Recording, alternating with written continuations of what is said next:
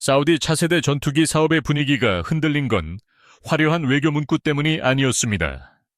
회의실의 공기를 바꾼 것은 훨씬 더 냉정한 숫자였습니다. 이미 실전 경험과 수출 실적을 쌓아온 프랑스 라팔 앞에서 아직 개발의 꼬리표를 완전히 떼지 못한 한국 KF-21이 의외로 강한 존재감을 드러낸 이유도 바로 거기에 있습니다. 사우디가 본 것은 단순한 카탈로그가 아니라 앞으로 10년에서 20년 동안 자국 공군 전력을 어떤 방식으로 키울 것인가에 대한 계산서였습니다. 처음에는 라팔이 훨씬 유리해 보였을 수 있습니다. 그러나 레이더 성능 개발 진척도 양산 일정 산업 협력 조건이 하나씩 숫자로 올라오자 비교의 기준 자체가 달라지기 시작한 것입니다. 지금 사우디가 전투기 선택에 집착하는 이유는 분명합니다. 이 나라는 단순히 기체 몇 대를 더 들여오는 수준의 구매가 아니라 비전 2030과 연결된 대규모 군 현대화 구상을 동시에 밀어붙이고 있습니다. 이미 보유한 유로파이터 타이푼 전력만으로는 미래 공중전 구조를 완성하기 어렵고 미국산 체계에만 지나치게 의존하는 구조도 부담입니다. 그래서 사우디는 프랑스 라팔 한국 K, F-21 그리고 다른 서방 기종들까지 폭넓게 검토하며 기술 이전 가능성, 유지비 작전 효율 산업 협력 조건을 함께 따지고 있습니다. 이 사업은 단순한 전투기 도입 사업이 아니라 사우디가 앞으로 어떤 나라와 얼마나 깊게 안보와 산업을 묶을 것인가를 결정하는 선택에 가깝습니다. 프랑스 라팔은 분명 만만한 상대가 아닙니다.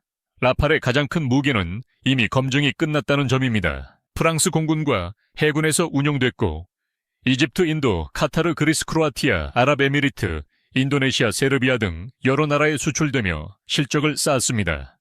다소는 2025년에만 라팔 26대를 인도했고 생산 라인도 계속 확대하고 있습니다. 사우디 입장에서는 이미 실전 배치와 운용 체계가 검증된 기체를 도입하면 위험을 줄일 수 있습니다. 특히 긴급한 전력 공백을 메워야 하는 나라라면 이런 안정성은 매우 강력한 카드입니다. 더구나 라팔은 프랑스가 국가 차원에서 밀고 있는 대표 수출 전투기이기 때문에 계약 이후 후속 지원과 무장 통합 교육 체계 제공에서도 상대적으로 익숙한 길이 열려 있습니다. 게다가 프랑스는 사우디를 상대로 라팔 54대 수준의 제한 가능성이 거론될 만큼 적극적인 움직임을 보여왔습니다. 이 숫자는 단순히 기체 몇 대를 더 파는 수준이 아니라 사우디 공군 편제와 전력 운용 구조를 통째로 흔들 수 있는 규모입니다. 사우디가 만약 이 정도 물량을 실제로 검토한다면 그것은 일부 부대 교체가 아니라 향후 핵심 주력기 비중을 다시 짜는 문제로 이어질 수 있습니다. 그래서 라팔은 처음부터 강한 우세 후보처럼 보였고 많은 시선이 자연스럽게 프랑스로 쏠렸을 가능성이 큽니다. 하지만 KF-21이 사우디 회의실에 던진 질문은 전혀 달랐습니다. 한국은 KF-21을 단순한 신형 전투기로 내세우지 않았습니다. 4.5 세대급 플랫폼, 상대적으로 낮은 단가, 향후 개량 여지, 그리고 산업 협력 가능성을 묶어 하나의 패키지로 보여주고 있습니다. 사우디가 진짜 관심을 가질 수밖에 없는 대목도 바로 이 부분입니다. 기체를 사는 동시에 자국 정비 체계와 훈련 체계를 키우고 장기적으로는 항공산업 역량까지 끌어올릴 수 있다면 단순 구매 이상의 의미가 생기기 때문입니다. 말하자면 라팔이 완성형 강자라면 KF-21은 사우디와 함께 성장할 수 있는 플랫폼이라는 점을 강조한 셈입니다. 여기서 핵심으로 떠오른 것이 레이더였습니다. 전투기 경쟁에서 레이더는 눈이고 그 눈의 성능은 생존성과 직결됩니다. KF-21에 들어가는 국산 A.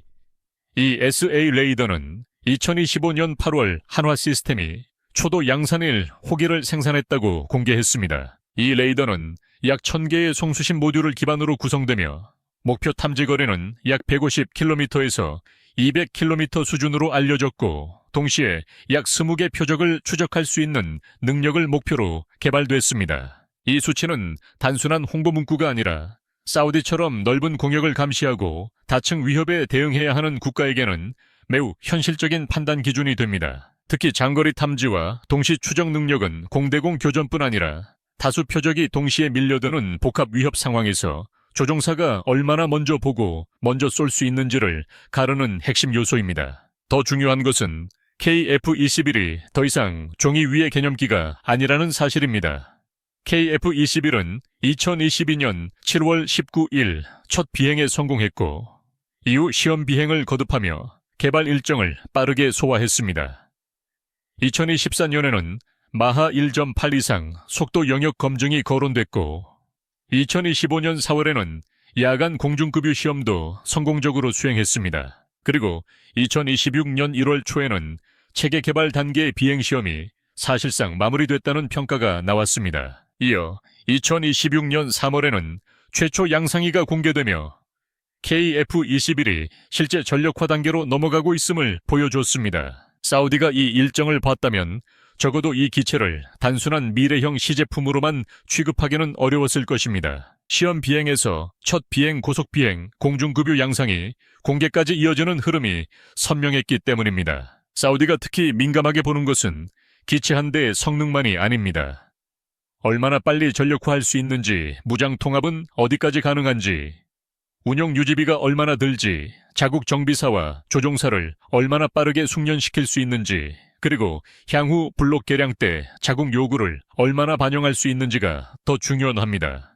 바로 이 지점에서 라팔과 KF-21의 성격 차이가 뚜렷하게 드러납니다. 라팔은 지금 당장 가져다 놓고 운용할 수 있는 완성형 카드에 가깝고 KF-21은 지금부터 함께 키워가며 자국 맞춤형 자산으로 만들 수 있는 성장형 카드에 가깝습니다. 그래서 사우디 입장에서는 둘 중 어느 기체가 절대적으로 우월하냐보다 자국이 어느 방향의 미래를 원하느냐가 더 큰 질문이 됩니다. 실제로 2026년 초 사우디 공군 수뇌부가 한국 항공우주산업을 방문해 KF-21을 직접 확인한 장면은 의미가 작지 않았습니다.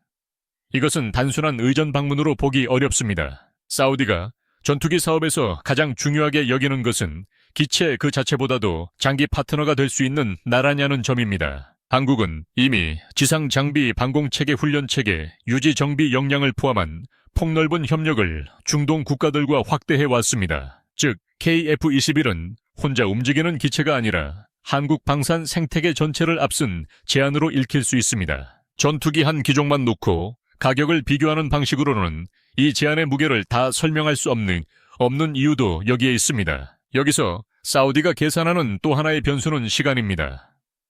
이미 검증된 라팔은 계약 후 비교적 예측 가능한 일정으로 전력화할 수 있습니다. 반면 KF-21은 아직 본격적인 해외 운용 사례가 축적되는 단계는 아닙니다.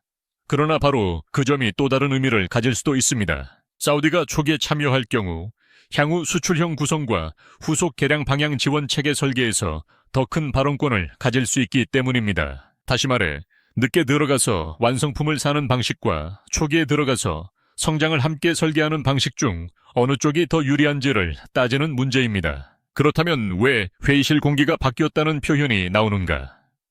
이유는 간단합니다. 처음에는 많은 사람이 라팔을 당연한 우세 후보로 봤을 가능성이 큽니다. 실전 경험, 수출 실적 안정된 생산 체계만 놓고 보면 충분히 그럴 만합니다. 그러나 레이더 성능 수치 개발 일정, 진척 양산 돌입 시점, 향후 개량 가능성, 산업 협력 조건이 한꺼번에 올라오는 순간 비교의 기준이 달라집니다. 과거 전투기 선정은 이미 완성된 기체를 누가 더 안정적으로 공급하느냐의 경쟁이었다면 지금 사우디가 보는 게임은 누가 더 긴 시간 동안 자국 공군의 체제를 바꿔줄 수 있느냐의 경쟁으로 이동하고 있기 때문입니다. 이 지점에서 KF-21은 후발주자이지만 오히려 미래 가치와 확장성이라는 전혀 다른 무기로 회의실의 시선을 흔든 셈입니다. 물론 냉정하게 말하면 라팔이 가진 우세는 아직 큽니다. 즉시 전력화 능력과 검증된 작전 이력은 KF-21이 단기간에 따라잡기 어려운 영역입니다. 반대로 KF-21은 아직 실전 배치 경험이 없고 무장 통합과 후속 개량 수출형 운영 경험을 더 쌓아야 합니다. 하지만 사우디처럼 예산이 크고 장기 산업 기반까지 함께 노리는 나라는 반드시 과거의 정답만 택하지는 않습니다. 이들에게 중요한 것은 가장 유명한 기체가 아니라 2030년대와 2040년대에도 계속 가치를 키울 수 있는 기체입니다. 그러니 이번 경쟁은 단순 비교가 아닙니다. 검증된 현재와 성장하는 미래가 정면으로 충돌한 장면에 더 가깝습니다. 사우디의 지리적 조건을 생각하면 왜 이런 수치가 민감한지 더 분명해집니다.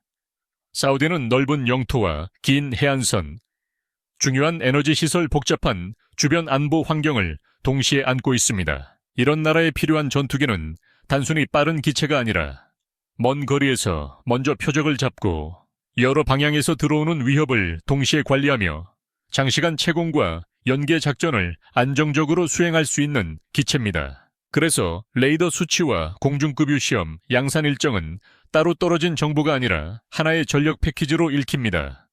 먼저 보고, 먼저 결심하고, 먼저 대응할 수 있느냐. 바로 그 질문에 KF-21이 예상보다 강한 답을 내놓았기 때문에 사우디의 시선이 흔들렸다고 볼 수 있습니다. 결국 이번 경쟁의 진짜 포인트는 단순히 라팔이냐, KF-21이냐가 아닙니다. 사우디가 원하는 것이 오늘 당장 가장 안전한 선택인지 아니면 향후 수십 년 동안 자국 공군과 방산 구조를 함께 키워줄 선택인지에 달려 있습니다. 라팔은 이미 강한 전투기입니다.